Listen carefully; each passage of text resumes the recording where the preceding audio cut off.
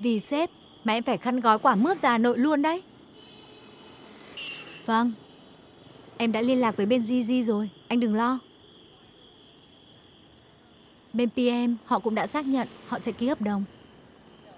Sang tuần tới họ sẽ có mặt ở Hà Nội. Thôi, sếp yên tâm mà ngủ ngon đi. Bye sếp.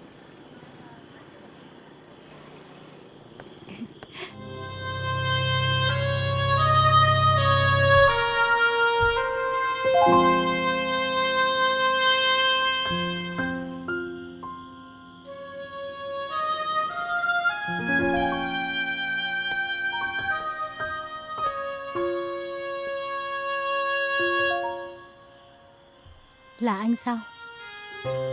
Lam, đã lâu không gặp.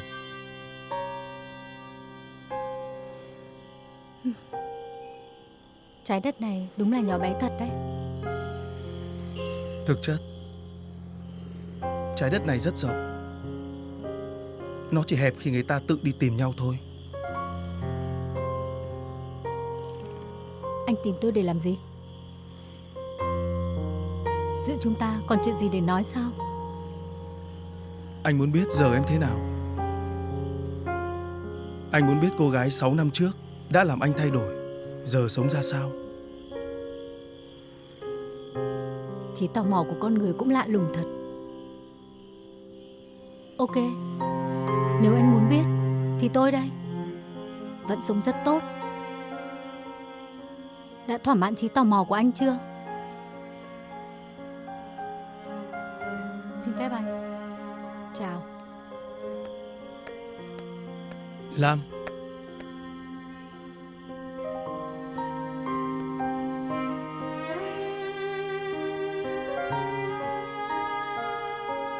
xin lỗi em.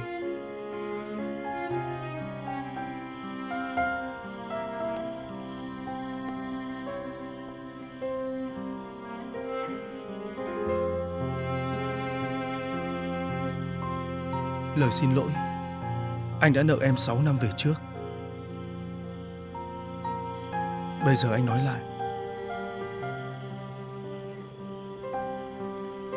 Anh xin lỗi.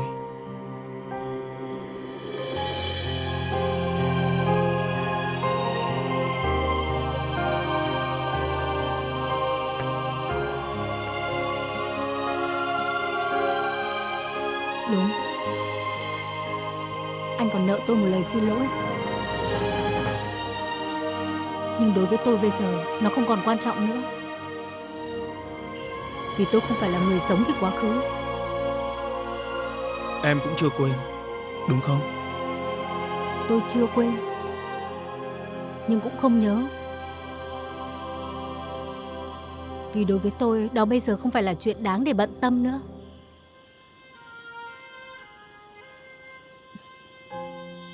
Chào anh. Và không hẹn gặp lại.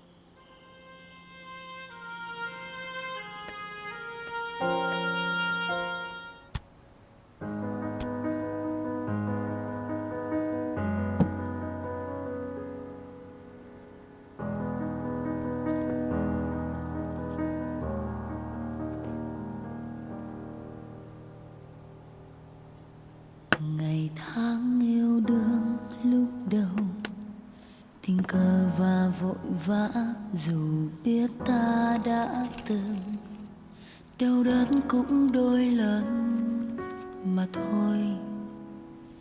Yêu đương là một quá nép vào anh dẫu chút đắn đo ngại ngần. Hạnh phúc như mây thoáng qua, nhẹ nhàng Khi nào theo gió mà em muốn chính thức làm bạn gái của anh thì trả cho anh cũng được. đi tay với lấy những ân tình. Trả câu này. Bạn gái anh à? Đi lời anh nói từng nồng nàn. Làm sao dễ quên nét yêu thương vào tim, vùi chôn những tháng năm ta cùng nhau. Em đã khóc